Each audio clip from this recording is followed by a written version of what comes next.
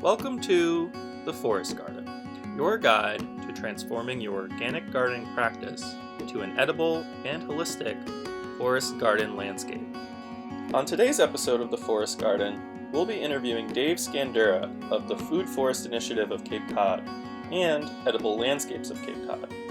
Dave is a perennial vegetable fanatic whose food forest in Cape Cod absolutely blew me away when I visited him this past summer. The sheer diversity of his front yard was just absolutely astounding. So if you have any interest in growing plants that you can nibble on all year long, even in chilly Zone 6 or Zone 7, then stay tuned for an episode jam-packed with useful tips and tasting notes. Dave Scandurra, welcome to the podcast. Ben, do you want to start us off here? How did you and Mike meet, or where was the connection made for you guys? Yeah, through Facebook. It turned out that Mike and I were in a lot of the same groups, all these kind of perennial vegetable and permaculture and plant nerdy type groups. And I remember, Mike, you had shared like a Google Doc or some kind of file of permaculture nurseries. I think it was last year or maybe the year before. I downloaded it and then I was like, I friended you. And I was so grateful that you put all that stuff together, because that's the kind of stuff that I'm into, is like kind of compiling information like that. Yeah, we became friends that way. And then it was cool. It was funny that I'm also part of this group called the Food Forest Initiative of Cape Cod. I am an admin for the Facebook group of that. And then I got a message from Mike like, hey, I really like what you guys are doing. But I don't think Mike knew that I was even in that group. And I was like, hey, Mike, it's me. I'm also part of this group too. And so I think when we realized we had those more connections, it was just like, oh, cool. You'd be probably fun to hang out with. Let's try to hang out sometime. And we did finally. We had a good hangout this past summer. Oh, yeah. Me making that list just totally came out of like midwinter, mania of like, when is this going to end? Let me put my hands in the dirt. Yeah. I think something about us plant people, we like lists. We like collecting all of the information, or all the plants, collecting of all kinds. I know, Eric Tonesmeyer, he's very good at making those appendices at the ends of, the Edible Forest Garden books. Those were all him. And every one of his books has a giant appendix at the end full of useful information distilled down to just a few little tables. But they're ones that get worn. Those tables get kind of worn away in the books because I refer to them all the time. So Dave, I looked at, Mike kind of gave me an introduction about sort of the kind of work you're doing out there. It sounds really interesting, but I love just to like hear your story and kind of how you ended up doing what you're doing. And maybe we can take the conversation from there. Sure. Yeah. Awesome. Thanks for having me on the podcast. I've been a big fan since I dropped it within the last year, I think, right? Been checking out all the cool stuff you guys have been doing. How did I get into this? I think ultimately I was into activism and really kind of just like wanting to, change the world and stuff in my early 20s. And definitely did a lot of shouting at buildings and just kind of like, frustration with just the way things had been going, especially in the Bush years. Then I got the bug for growing food. I was living in a collective home in Boston, and we had actually a good amount of space outside to grow kind of a killer urban garden. We actually had a really nice garden going, and that's when I kind of got the bug for growing food. And then I said, all right, I really like this. I think farming is what I want to try. So then I dabbled in farming and kind of bounced around a little bit and traveled and to different farms and farming, kind of communal farming situations. And then I ended up moving back to the Northeast to kind of get back to the roots. I'm from Cape Cod, and at the time that I was kind of really deep in a certain in a farm operation is actually when on a whim, I picked up Eric Tonesmeyer's book, Perennial Vegetables. And, when you're putting all that time into growing vegetables, annuals, squash and potatoes or whatever, just the usual vegetables. And then I was like, wait, perennial vegetables, let me check this out. I was just kind of blown away that there was this whole other world of plants that are more perennial. And in the book, he talks about permaculture and stuff. And that's kind of when I was like, oh, wow, permaculture, that word that kind of seems to sum up what I'm looking to get into. Then before all this, I had done landscaping on Cape Cod for years, different summers and, high school jobs. And then after high school, it's landscaping on Cape Cod is just, there's a million companies. It's just there's just so much like golf course type lawns. And I think every landscaping job that I've ever had over the years, and all the conventional landscaping jobs that I'd taken over the years, I'd end up getting to a point where why am I doing this? Why am I mowing? Why am I like, this is crazy. I eventually probably quit just because of the conflict in my head going on, like, we shouldn't be doing this. But I think though during that time, the seed was sort of planted in my mind that like, we actually could be growing food and putting all this energy and effort into growing food instead of just, ornamentals and grass. So then when I was coming around to permaculture and stuff, in the Edible Forest Garden book, Dave Jackie talks about, edible landscaping. He just talks about that term. And I was just like, wow, edible landscaping. And that's when I just figured, well, maybe screw it. I'll move back to the Cape and like, I've got a landscaping experience and now I really love growing food. So maybe I'll just try it out and see what happens. So I started really small with edible landscapes of Cape Cod. It just over many years. I mean, I'm just finished my 9th year doing it. And finally we're at a place where it's like, okay, we've got steady work and we've got a good team and we've got a flow and we got systems. But the first 1, 2, and 3 years were very much experimental and very much like kind of like a side hustle, because I'd always have other gigs and things that I would be doing mostly. But then I always really was like, can I turn my passion and hobby of kind of nerding out about, growing food and perennial edibles, and can I turn that into a actual income? Finally, I have, but it's definitely, it didn't happen overnight. And it's been an incredible learning process all throughout the way. That's for sure. Great. Yeah. It sounds like quite the adventure to get where you are right now. One of the things you talked about with the perennial vegetables, and because I know, you talked a bit about the Food Forest Initiative, which I'm assuming has a component of public outreach. And so one of the questions I had, how do you go about defining perennial vegetables for people who are like maybe more annual gardeners who, know what perennial means, but they don't know what's out there? Because there's a lot of options. And sometimes I struggle with people and I'm just like, well, asparagus, like there's other things like asparagus out there. Like, how do you talk to newcomers?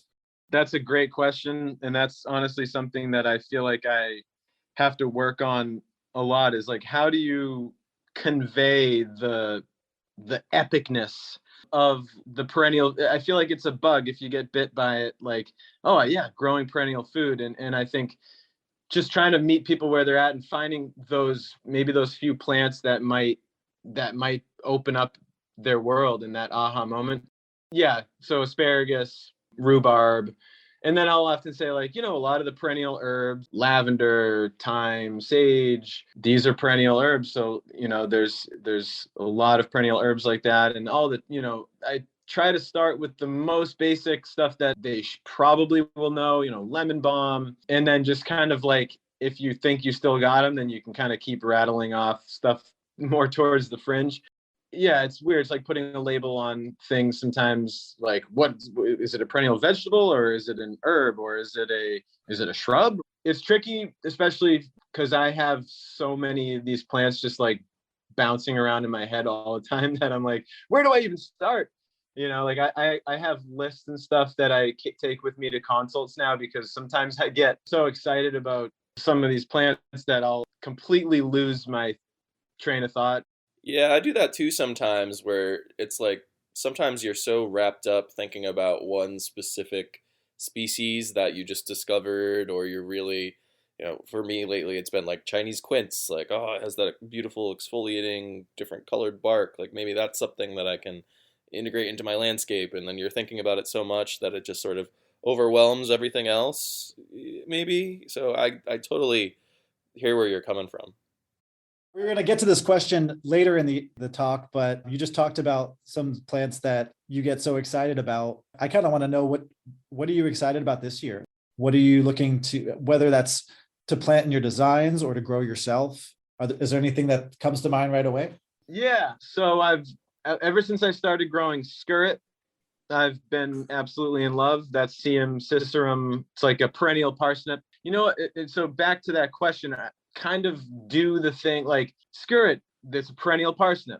Turkish rocket, it's like a perennial broccoli rabe. So I try to use, it's like a perennial Good King Henry, it's like a perennial spinach. Like, Solomon seal, it's kind of like asparagus. And you kind of draw those analogies because most people have zero experience with them, so they have no idea. When you're throwing a completely new plant at them, you can just see them kind of being like, oh, I'm losing them. Yeah.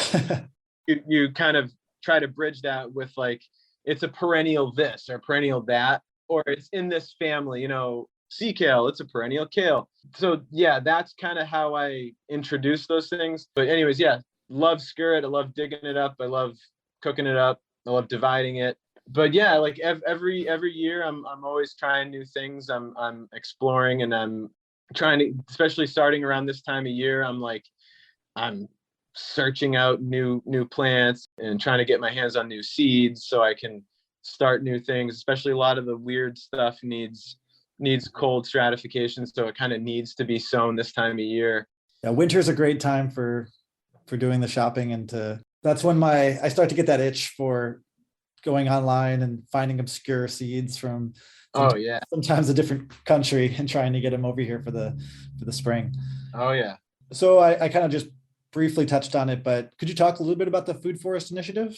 Yeah, so Food Forest Initiative of Cape Cod is a group that we started, a group of folks and I and my partner Marina. It was a funny, just how it all came together. This amazing guy, Rand Burkert, who lives on Cape, who had at the time had just moved to Cape, who knows Mark Shepard very well on a very friendly personal level. And Rand was playing some guitar at a Bernie fundraiser thing, and of course I'm there showing support, and Rand's playing guitar, and he's got Restoration Agriculture sitting there, and I just am like, okay, I'm gonna wait till this guy's done, because like that's my favorite book right there, Restoration Agriculture by Mark Shepard. So sure enough, I wait till he was done. I'm like, hey, what's with that book? And he's like, oh yeah, I know Mark Shepard. And so we just hit it off. We're instant friends. And then so I had already started a meetup group called Gardening, Herbalism, and Permaculture Meetup of Cape Cod, which, got to admit, sad to say, like I haven't really been doing anything with that meetup group in the last couple of years, because we sort of transitioned it over to Food Forest Initiative, which became its own thing. But Rand, me, and Marina and a couple other folks, we started having like these potluck meetings, and we used to call it Fruit and Nut Tree Enthusiasts Potluck Meetups. And we would just get together and just geek out about, like, let's just plant edible trees and fruits and nuts everywhere we can. So then we're like, all right, let's get a little more organized and let's come up with a proper title. And Food Forest Initiative came up. And then we're like, all right, well, let's put this stuff to action. And I don't know which came first, but we have at this point, there's like 4 sort of public food forests kind of on the ground, up and running as we speak. One of them is at an Audubon sanctuary in Barnstable, and we got like a $2,000 grant from a local organization. It's a very diverse, and because it's at an Audubon, it's everything that we're planting is native. It's not like hardcore native, like specific to Cape Cod, but like native to the Northeast. So there's pawpaw. We've had a bad luck with getting true American chestnuts, but we do have Dunstans in currently. And there's hazelnuts and serviceberries and elderberries and all kinds of herbaceous native ground covers and stuff. And then there's one really exciting project that we started 2 years ago, is actually under the power lines. There's a section of power lines in Harwich on Cape Cod that a friend of ours through Food Forest Initiative lives on a property that abuts it, walks the power lines all the time. And one of these sections just got completely cut down, because that's what they do, to manage the power lines. And he saw it as an opportunity. He's like, hey, they just came in and they completely cut everything down just to stubble. He's like, hey, should we propose the idea that we we kind of plant a food forest instead? So we kind of created a proposal, and we met with the town of Harwich water department, Eversource, who's the utility company that provides the power, and everyone was on board with it. So now we have this amazing, I think Mike visited it, food forest that's under power lines. So everything in the middle, everything directly under the power lines, everything has to stay below 12 feet. But then as you start to get further towards the sides, then the next strip, that can be 15 feet. And then as you get to the edge of the woods, it's those can be larger trees. So pawpaws, even some persimmons, and even dwarf fruit trees kind of on the edges. That's been an amazing project to see all the public support. And just the work days that we've had there, people just coming out and just loving it. It was a lot of work. I mean, we hand dug swales, mostly on contour, and a ton of wood chips. Just, I don't know how many yards, but an insane amount of wood chips, and a lot of plants. So aronia, serviceberry, a lot of different kinds of hazelnuts, from different sources, bush cherries. And then we're on that site where we're not restricted to strictly natives. So it's kind of whatever fits the bill, whatever is kind of short or not going to become a full-size tree. So that's been unbelievable. Mike, I'm jealous that you were able to visit that. It sounds like a really cool project. And it sounds like it could also be replicated in many different places, because I'm sure, I don't know what you refer to them as, but where they cut out the parts of the forest, or where they, they're maintaining just grass right now underneath these power lines. There's, a lot of land area in the US that I'm sure matches that description, that we could kind of replicate some of these systems on. Absolutely. I was lucky enough to visit both food forests. They were awesome. The Audubon one specifically, I was thinking why isn't there one of these at every Audubon? The Audubon at Long Pasture is an awesome site, but that's not the only Audubon spot on the Cape even, or in New England.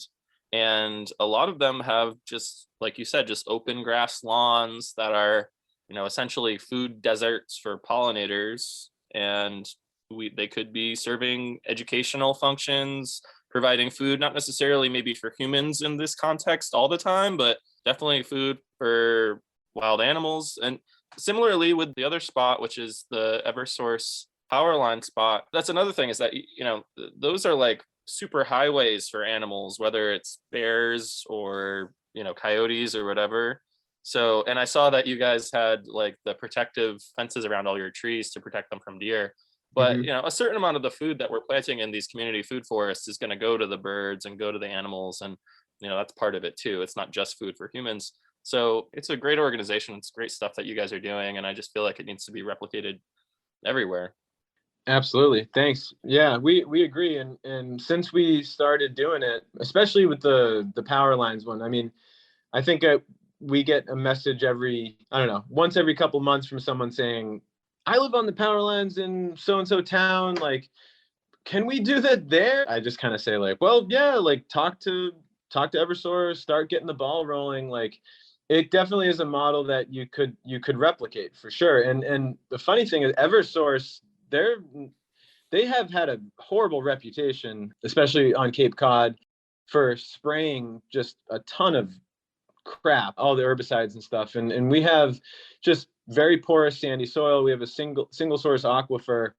It's a hot topic right now that most people don't have all these herbicides like that. So providing an alternative, and Eversource that right away, and they jumped on it. They're doing it for the greenie points. And of course they've already bragged about it in their little yearly thing. They're saying, oh, we're doing this good thing, and they are, but they actually put a ton of money towards plants for this project. So the utility towns, they might not only just support it, but actually provide resources. And Eversource on one of the biggest planting days that we had, a giant delivery from Sylvan Nursery, a wholesale nursery, Eversource sent a bunch of line crew, tree workers and people that to come and help dig holes and plant trees with us. It was amazing. Yeah, they want it to happen too. I mean, that's all awesome. The work that you guys are doing. When I originally reached out, it's funny. Yeah, we were having that conversation on Facebook, going back and forth. Actually, I think it was from one of the publications that came out, like some press on the Eversource thing. And yeah, when I originally reached out, it was Rand who replied. And then you were like, wait a minute, it's also me. Hey, we're just talking on a different platform. Small worlds. But if that could be replicated, the reason why I reached out, I was just like, I want to do this in Connecticut. Eversource is big here, and Eversource is definitely trying to capitalize on the, oh, we're doing all this great stuff for your community. Because I feel like most of the time, I mean, they're a power company, so most of the time people are just grumpy with them when their power's off. Anything that they can do to give back is good press, is good for them and good for us. I guess maybe moving on a little bit, moving into other realms. One thing that we sort of touched on this before, but when I was at your site, I was really blown away with the ridiculous diversity of your food forests. It's definitely the biggest food forest I've seen on private property. Something that really blew me away was that all of these different plants that are in Eric Tonsmeyer's Perennial Vegetables, or the stuff that you see in these Facebook groups that somebody's selling seed for on Etsy and a different language. Not only did I acquired those seeds, but then did they ever grow for me? No. But you acquired them, successfully grew them, and then have a skirret patch that's 13 feet long and 4 feet wide and can actually eat skirret as it was intended, or have Zucchi taro. Who knew you could grow taro in freaking Cape Cod? So yeah, any of these really, and also I see your Instagram posts all the time with you're still harvesting, or you still could be harvesting perennial vegetables in December, which is also pretty mind-blowing. So maybe if you could just sort of talk about some of those more fringe ones that are sort of the unusuals that people might not know about, and just sort of comment on some of them. I think that could be really valuable to our listeners. Yeah, where to start, man? Whew. Yeah, we're putting you on the spot to come up with obscure vegetable to talk about. Manchurian tuber gourd. A few fruits from this year, and it was actually really good. To me, the I'm kind of in this whole thing because of all this, the fringe stuff and the lesser known stuff, and I'm trying to get these plants to a point where I can start propagating them and start offering them and start incorporating them in the work that we do with edible landscapes.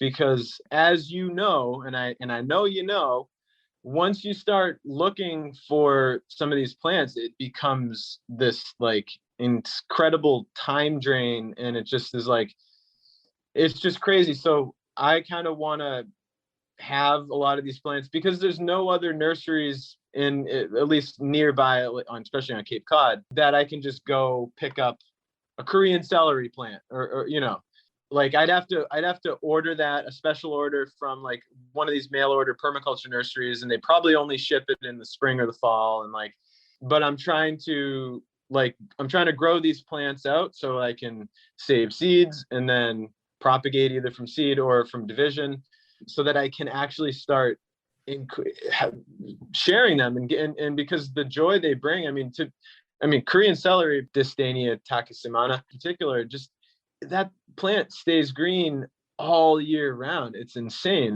It's just nuts. You can literally harvest green little celery nibbles from that plant all year round.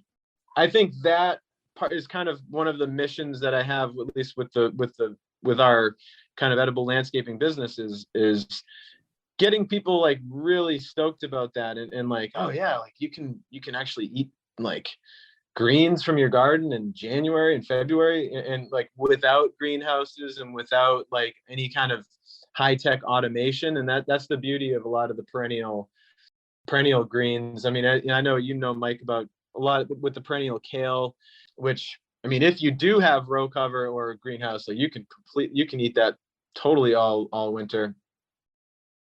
All right, so some of these plants that you have growing in that freaking giant food forest of yours, you're growing Aurelia cordata, a variegated Turkish rocket plant, which I didn't know existed until I went to your spot.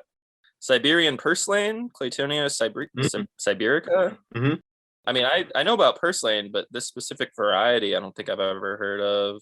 This goes on and on here. I see that you have some chicories.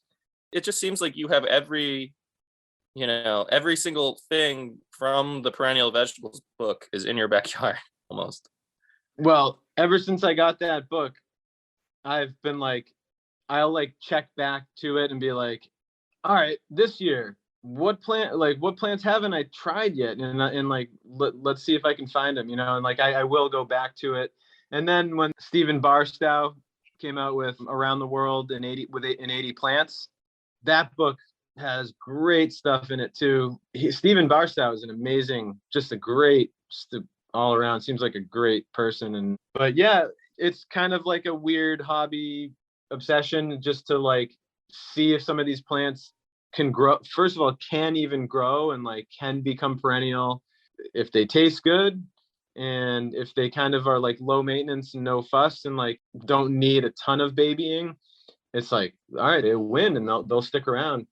Like just right now, I'm looking at a post you made back from like the Hungry Gap period in early spring, and you have a roasted Aurelia alata and like a pretty decent amount of it.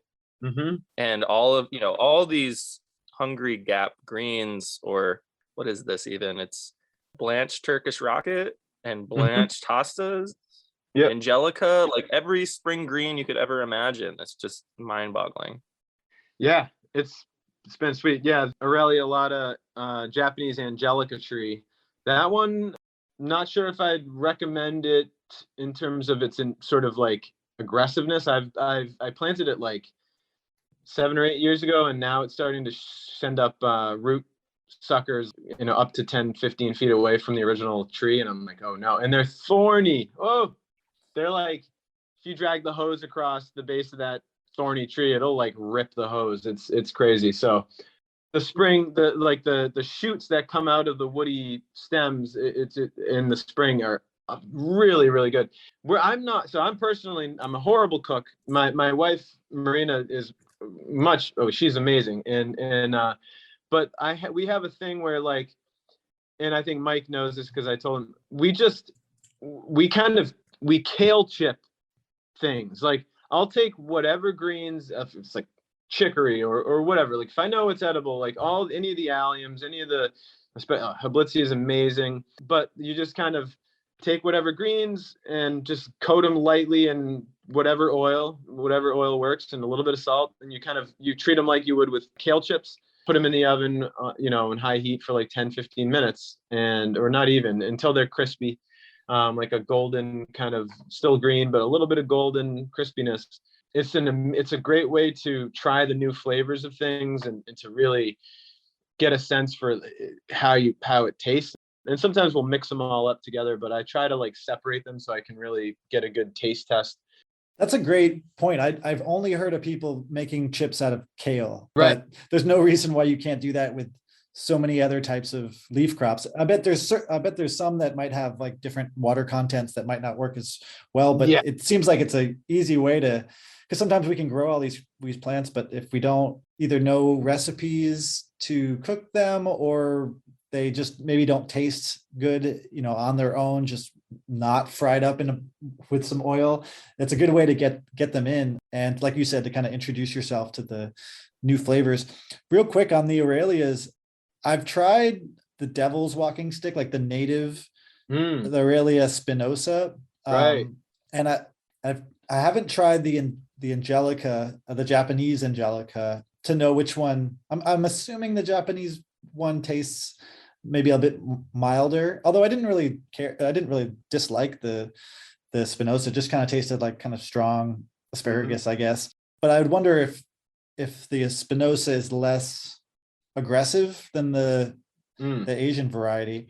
But it's funny just because sometimes you trade off like productivity and like invasiveness. It's like, okay, well, if this plant's going to be invasive but really productive, maybe it's worth choosing this species. But if this other one's going to be native but a little bit less productive. It's I guess it's just kind of what you want. But have you tried the native Aurelia? No, the Spinosa I got seeds for last year, and those ones didn't germinate, but ...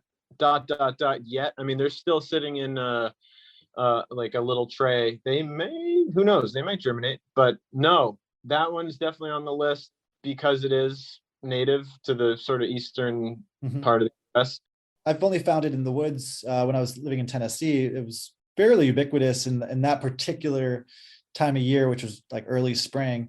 And yeah, kind of as you described, spiky. I can see why they call it devil's walking stick. Yeah. And had a good flavor. I think I tried to propagate it myself, not from seeds, but from like a little green cutting, and put it in some water and hope it, because I do that with everything. I don't know about you guys, but like, Yeah, I just will put everything in some water and see if it will root and propagate. It didn't. Have you guys had Aurelia cordata? I see that you were growing it, but I don't Yeah. know if it was big enough to.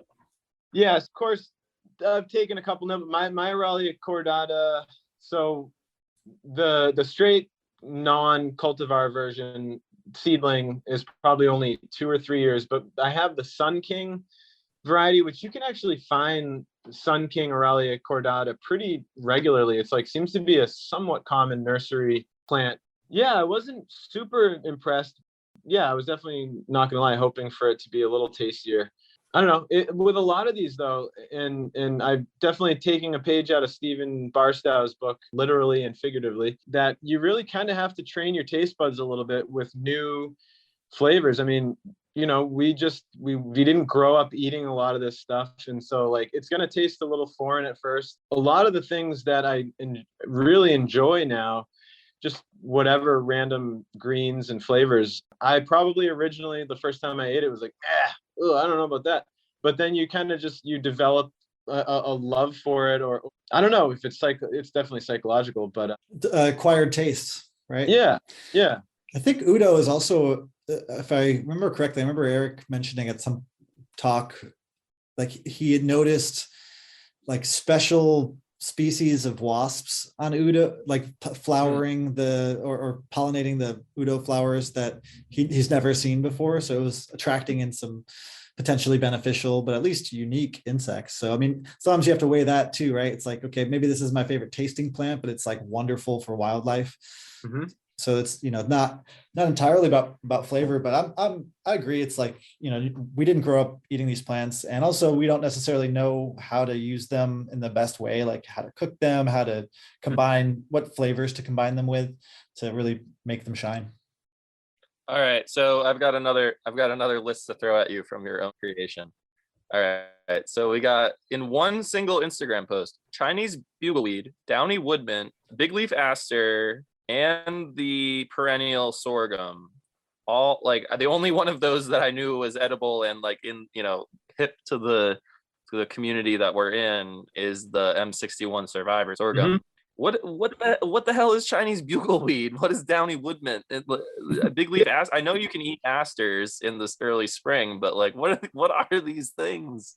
So Chinese bugleweed, I got that from Edgewood Nursery.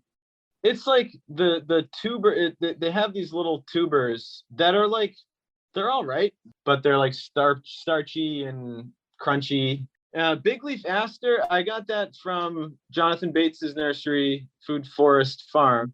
Definitely hoping that they would have tasted a little bit better. Definitely not good for raw eating, but they passed the kale chip test. They tasted pretty good as like a chip, like a kind of a oily and salty. The perennial sorghum, we'll find out if it's perennial. I got that from Experimental Farm Network. That I think they're probably one of the only ones that are distributing that. It was such a bummer. So, like, we had this crazy storm in the fall, and a locust tree fell smack dab. One of the branches was directly on top of the perennial sorghum, and it just crushed it. But we'll see if it comes back next year or whatever. All right, so I'm back at it. How about this one? Nettle-leaved bellflower? Yeah, the campanulas have edible greens, which some of them are like pretty good. And I got a bunch of different kinds of campanulas 2 years ago. Have you done the same thing with like the kale chip thing, or is that one that you haven't tried yet? Yeah, no, I've tried kale chips. It was decent. as far as I can remember. The nettle leaf one though is actually pretty good. The leaves, and they look just like kind of nettly. The really cool, that stingless nettle is really cool. Are you talking about fen nettle, or are you talking about the which variety? There's two different varieties, and I get them both mixed up. The one that I got it from Oikos. He had it as stingless nettle, not fen nettle, like Erica dioica. I think there's a lot of blurriness between the stingless nettle and stuff. I'm not sure if anyone really knows like what the true, I don't know, maybe someone does know like the true botanical. It could also be like, because I've got that stingless or less sting nettle from Oikos as well, and I was thinking maybe it was a gracilis, like a Urtica gracilis, like a native species, because that's it. The long, slender leaves sort of look like, I've only seen photos of the confirmed gracilis, but that's kind of what it looks like. But you're right. It's a really cool plant. Does yours sting at all? Because mine still would sting a little bit, but I couldn't tell if it was just me getting used to it. And I'm like, oh, it's not so bad. But Yeah. because I haven't been stung by a real nettle in a while. A little bit, yeah. Like you have to try. It's what like you're like, Yeah. come on. Oh, okay, there it is. Right. But yeah, it grows just as well, it seems. All right, guys. So I feel like we should take a second to sort of introduce all of these species to our listeners who may not be as familiar with them. So when we're talking about the nettle in general, that's Urtica dioica, but there's subspecies within Urtica dioica, and then there's also Urtica dioica is just nettle. It's the European introduction nettle that has become the most common nettle that you'll see growing in open sunny fields. But then there's also wood nettle, which is Laportea canadensis. It's actually not even in the same genus. It's in an entirely different genus of plants. That one has also been reportedly somewhat less stingy, or some people claim that one is stingless sometimes. And that one is the one that is supposedly also more okay with dealing with shade. And then so within Urtica gracilis, that's called slender nettle, or sometimes California nettle. And that one has also been sort of advertised as being the stingless nettle. Then you have Urtica dioica subspecies Gallepsifolia, and that one is fen nettle. And the fen nettle is supposedly one that clumps instead of running throughout your yard, instead of spreading via underground rhizome and popping up and creating colonies that way. The fen nettle supposedly is a clumping perennial rather than one that spreads really rapidly. And it also has bigger leaves, and it is also supposedly a little bit tasty. I've planted different species of all of these, and it's very hard to actually confirm that you're getting the right species when you order it from someone, because frequently, you'll get it from someone who got it from someone else who said it was XYZ thing. But there's lots of different species, and they all look the same. It can be a little bit confusing. Basically, the stingless nettle from Oikos might be fen nettle, which is Urtica dioica subspecies Gallepsifolia, or it could be Urtica dioica subspecies gracilis, which is the slender nettle. It's kind of hard to tell. We don't really know. We'll have to talk to Ken, I guess. Okay, so getting away from this long-winded nettle explanation and back to the conversation. Another one from these lists, by the way, I really did enjoy all of these Instagram posts that you do, because I kind of try to do the same thing where I'm walking through my, forest garden, very, very young forest garden compared to yours in the summertime. And it's just, I don't know, the amount of diversity you have packed into yours just makes my mouth water. But another one that you have here, and I have this too, but I haven't tried it yet, is ice plant. Have you tried eating ice plant? I did finally. Well, I only tried it this year for the first time, and it did flower. I got that one because it's got, quote, edible flowers, which a lot of things have. A lot of plants that are never ever listed as like an edible plant or a perennial vegetable or anything have edible flowers. Tend to be more edible than other plant parts, it seems, at least, especially petals. Anyways, I didn't think it was amazing, but as like an edimental or whatever, to quote Stephen Barstow, it definitely, just the fact that it's beautiful and it's very succulent looking, the foliage and the flowers are stunning. The one I have has purple flowers. It was all right. It wasn't like amazing. I really enjoy like a comfrey flower. Like there's a I enjoy eating those, or like I enjoy eating a dandelion straight up. But I can't remember, there was something I was like, all right, it wasn't blown away by it. But yeah, the ice plant, I got that from Baker Creek.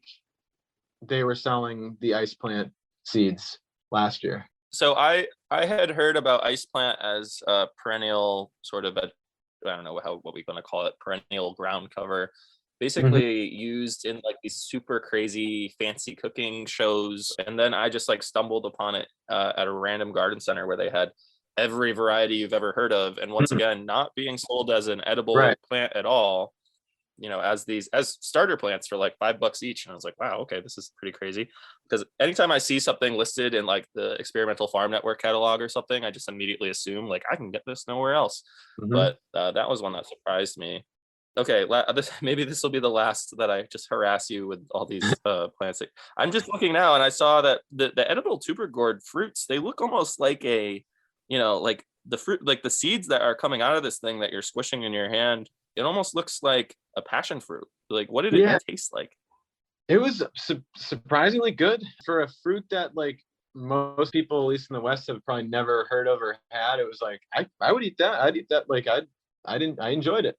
The seeds were kind of like bitter, but it was cool. Like you could either chew them or not. Like they were soft seeds, but you could like swallow them whole or chew them, and they were a little bit bitter.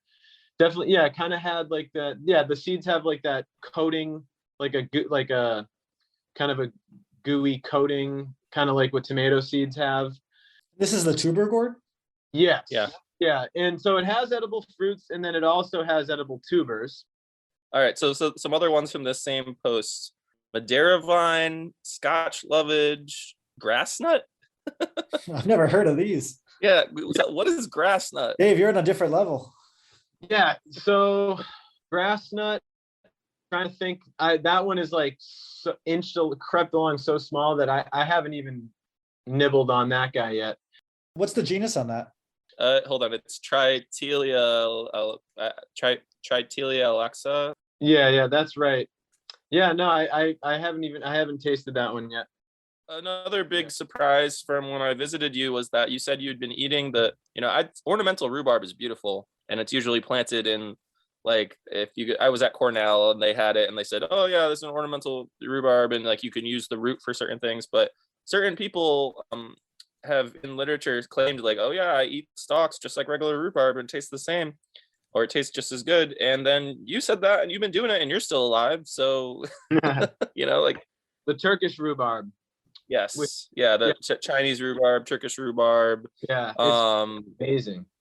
As an ornamental, the leaves are just way pretty. I mean, they're amazing compared to the common rhubarb. And it's like got a little bit of an extra layer of interestingness when you eat the stalks. I can't say I've eaten like a ton of it. I don't sit there and feast on rhubarb. I haven't included it like in any kind of like rhubarb pie or anything, but I think it would work just as well. It's same genus. I mean, I gotta get me some of those, because you're right, it is. I mean, there's a reason why it's also called ornamental rhubarb. So what is Madeira vine? Madeira vine, that's not native. So that one, when you look up that one, it's often like talks about it as a tropical, like invasive plant. People talk like, careful about this plant, like it takes over the tropics. So it was kind of a fringe thing to even try anyways, and I didn't even think it would come back, but it did. But I think we have a cold enough climate that it's not going to become invasive, but it still actually will be a perennial. I believe the roots are what you would consume on that.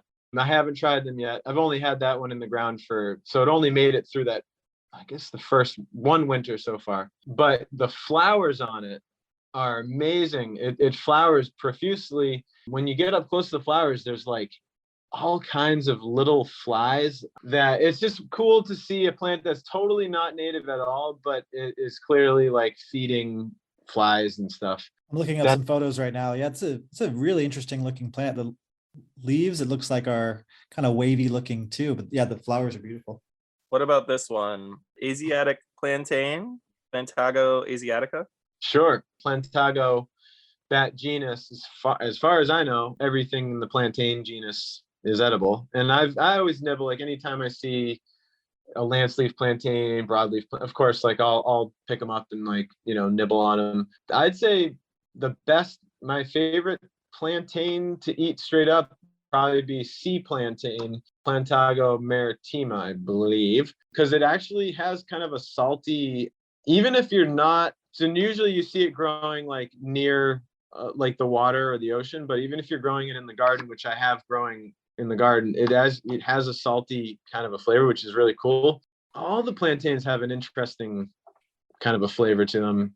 Yeah, those are definitely one that's like an acquired taste for an edible green, for sure. It's like, because it's also a little bit rough, a little bit like leathery. You kind of have to like want to be eating chewy, leathery greens. Like, I want to do this. This is healthy. That's really interesting about the salty leaves. I mean, there's a couple plants that none that I can think of that are really hardy to like the Connecticut or the Massachusetts area. I know in the UK there's like saltbush, and there's some other things are called saltbush that are different species. But yeah, I've never heard of that plantain.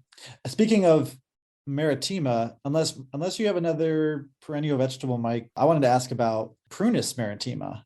Since you're in Cape Cod, I'm assuming there's a lot of beach plum around. Oh yeah. Is that something that you use in your food forest and your designs too, or is it that are they just so ubiquitous that's like you don't need to plant those? No, we use them often. Yeah, Prunus maritima beach plum is all over the place.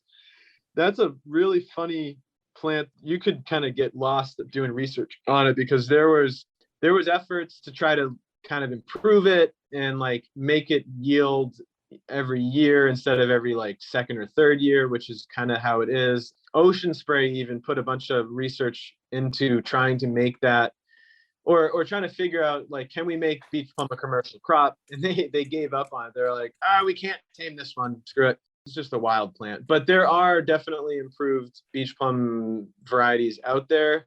I know Luther Burbank even was interested in beach plum and did some breeding with it. And there's even, if there's a couple, well, it exists that there's a yellow/orange fruited beach plum. Very rare, but they're out there, and like every now and then you can find one, and they're awesome to find. It's just exciting.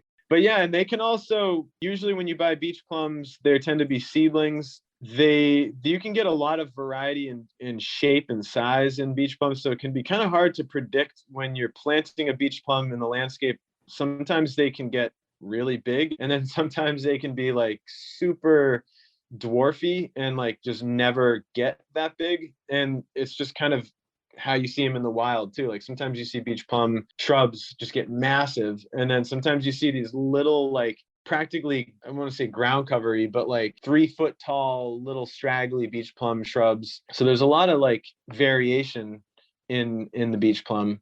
And is the attractive part? I mean, it's a native plum. I'm assuming it's tolerant to salt, not salty, sandy soil, and maybe tolerant to high winds or something, because it's coming from the coastline. Like, what's a good summary of why you like that species? All those. I mean, it's insanely adaptable. It just seems to do well. Like I've planted it in a lot of different scenarios, and it's basically done great in all of them. I mean, I've even planted it in pretty crazy clay, and it thrived there too. Wow. There's weird clay pockets on the Cape, so sometimes you just put your shovel in and you're like, oh, that's all clay. You're like, oh, we were supposed to plant a beach plum here. Well, let's do it. It has an incredible history related to the Cape. I mean, part of the reason why the tourism industry became what it is, or part of the reason why the Cape transit system is what it is today, is because people selling beach plum jam on the side of the road. And there's this long history of people harvesting beach plums and then making jam from it. And I think that's maybe part of the reason why there was interest in cultivating them. It's interesting. I, in the summertime, was at the research farm, Lockwood Farm in Handham, Connecticut. Really the only cool thing we have in the state when it comes to this sort of stuff. And they have there the only selection of beach plums from whoever, when that was happening, when they were trying to find the improved selection, and then eventually they gave up. I think it was Cornell, that the Cornell horticulture program that went all up and down the East Coast selecting like the seemingly improved selections of beach plum, just finding the best tasting fruit or the largest fruit or whatever. And then they planted them all out. The beach plum propagates really easily from cuttings. And so they did that. And then the research farm in Connecticut went up there and they took cuttings from every plant, and they tried to do the same thing in Connecticut. And then Cornell decided to rip out all their trees. So now if they want any material, they come down to Connecticut to get it. But point being here is there's this giant field of beach plums of all the improved cultivars in Hamden at this farm that pretty much nobody is taking care of. The research on it has been abandoned because the person who was working on it retired. And I don't know if they have any plans to do anything with it. So I'm pretty sure we can just kind of roll up and take Scion at any time if we want. When I was there, you're right. Literally, like every single tree was entirely different. There were some trees that had like the biggest fruit I've ever seen on a beach plum, and it only grew to be like 3 feet high. And then next to it is like a 12-foot tall beach plum with an entirely different fruit. And another thing that they mentioned is that birds don't really eat them. So they just hang on there until they fall off and rot. And, it seems like a great crop for improvement, but nobody's doing it. That sounds really nice. We'll have to, next time we do round 2 or episode 2 together, 3 of us, we should meet at the repository, the germplasm, the beach plum germplasm repository down there. Because I'd love to. I've never even had a beach plum. I'd love to like try all the different kinds and learn about who's doing what. It sounds like there's not a lot of activity anymore with the improvement of that species, but that's cool to learn that Ocean Spray tried to do some improvements on beach plum. It has a lot of potential. We don't have a lot of like native fruit trees that are cold hardy and tough and have good tasting fruit. So I think it's well worth, genetic improvement. Man, if I only had multiple lifetimes to try to tackle some of these projects, that'd be fun to do. Beach plum breeding project. But that's something that I know the Experimental Farm Network is trying to create sort of like a network of people that can do some improvements and some breeding work, to whether they're professionals or amateurs, to try to improve some of these crops. Yeah, I wanted to talk about that species just because I know it's kind of, Mike, you talked about the history in Cape Cod. Are there any other, we have to wrap up relatively soon, but are there any other species that grow kind of wild in the area that you like particularly? Or maybe fruits that, if it helps to narrow things down. Like, do you guys have pawpaws there? Can you grow pawpaws? We can grow them for sure. Yeah. They don't exist in the wild that I know of, and as far as research I've done, I don't think we're ever technically native on Cape Cod, because I think it's like, Cape Cod is like 10,000 years old and was formed by. So like I don't think pawpaws really made it there. Right. They do great.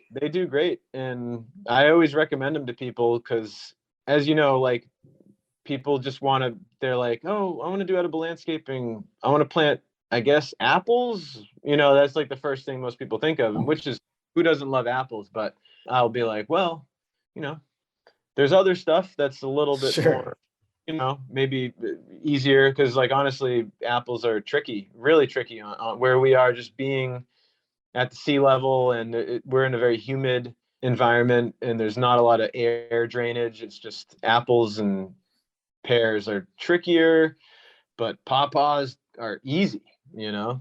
Persimmons do great too, and mulberries do great. And I love coming across mulberries. I'll find mulberries randomly on Cape.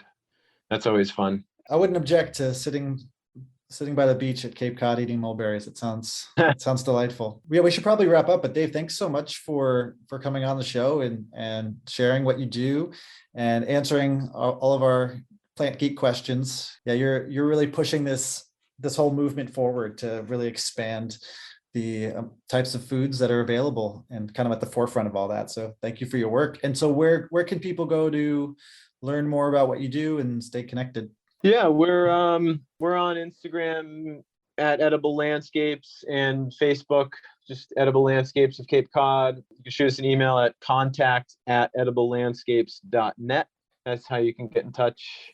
Yeah, we mostly just work on Cape and maybe over the bridge sometimes, but mostly just grinding away at helping people grow food, grow gardens, and kind of meeting people where they're at. And Food Forest Initiative, if someone Yeah. wanted to find out more about that. Yep. Food Forest Initiative is on Instagram and Facebook. And we would love, I mean, if there's anyone listening who's anywhere on Cape or near Cape and want to be involved, like we tend to have somewhat regular like work days, like monthly-ish, but everything got kind of COVID weird. But and if you want to get involved with Food Forest Initiative, shoot an email to foodforestinitiative@gmail.com, and we can, plug you in. We're also, like I said, on Facebook and Instagram. Send a message that way. But we're always looking for more people who want to dig some holes and pull some weeds, because there's all that part of it. Like, it's kind of easy to just plant trees, as you guys, and plant cool plants, but then like keeping them alive and keeping like the invasives from strangling them and all that, like that's a ongoing thing. And I think that's the less glamorous part of it, but a very important part of seeing these things through and making sure that they work and survive, and so that it can be a success. So definitely always looking for more hands on deck for that kind of stuff, for sure. Great. Well, thanks again for coming on. And yeah, I hope some people who are interested in your work can connect with you through those handles and that information you provided. And Mike, is there anything else? Just thanks so much, Dave, for joining us. Also, to our listeners, this episode will hopefully be released before the Foodscaper Summit, which Dave is presenting on a lot of the things that he talked about today. So be sure to tune into that. That's true. I'm a little more, I did a presentation and I submitted it, and it's a little more organized because I have my lists and it's a PowerPoint. And so if you're looking to get super deep on plant geekery, yeah, check out that Foodscaper Summit. I think my presentation is called Perennial Edible Plants or something like basic like that. Alrighty. Well, if you made it this far, listeners, thanks for sticking with us, and can't wait to see you next time. Have a good one. Thanks, guys.